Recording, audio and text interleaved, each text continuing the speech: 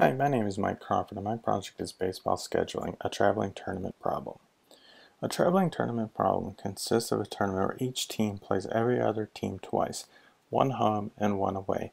The objective is to try to minimize the total distance traveled by all teams during this tournament.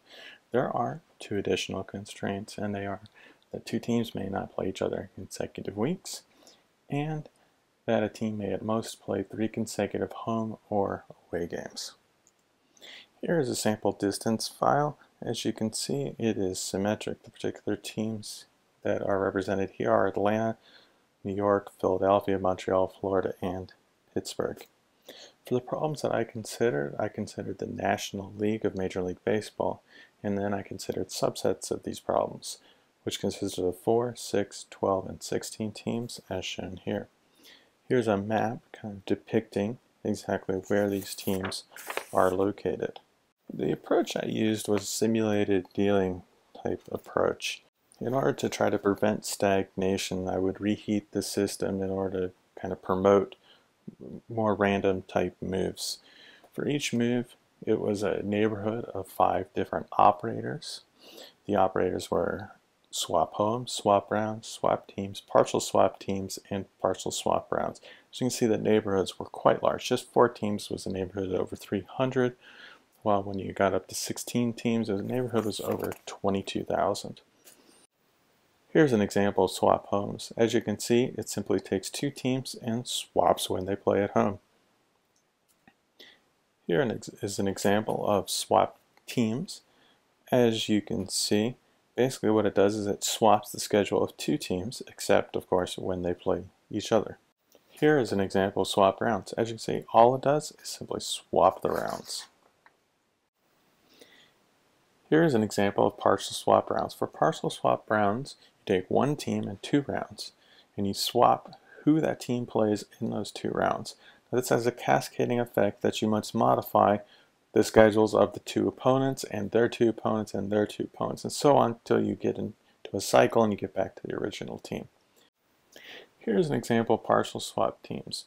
What you do in partial swap teams is you take a round and you swap 2 teams.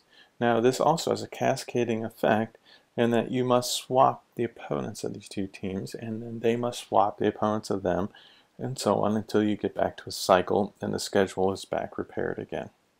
For this problem, it is necessary to search both feasible and infeasible solutions. In order to do this, I instituted a weight, and as the weight increased, the solver would search for feasible solutions. As it got more and more feasible solutions, the weight would gradually decrease to the point where it could grab some infeasible solutions. As it grabbed those infeasible solutions, it increased the weight again and pushed it back towards feasible solutions. This was important because you didn't want to get too far away from your feasible solutions. Here's an example of some of the violations that could be created. In this example, you have some teams playing each other in consecutive weeks, and you also have 2 teams here that have 4 consecutive road games. Here you have the results for the solver for 16 teams. As you can see, it didn't quite get to the best known solution. However, it did get relatively close. I took the log of the time in this particular chart because I let it run for about 9 hours. This problem is extremely difficult due to the size of the search space. It increases much faster than a standard TSP type problem. The additional constraints on when teams can play each other in consecutive home games and consecutive road games makes simply producing a random schedule quite difficult. Even though I attempted to do a sort of reheating, you can see from the charts that it did get stuck relatively easily and a very difficult time escaping. One thing I could try to do is develop some sort of type of heuristic to try to get it to search areas of the neighborhood that are more likely to result in a better schedule. Well, this does in itself present some difficulty because you might have to go through infeasible solutions to escape the minimum. It is important to note, even though I didn't reach what are the best known solutions at the time, I did find that my average best solution was actually better than a published work that I read that was published about 8 or 9 years ago, but the particular authors do have some of the best known solutions of this problem.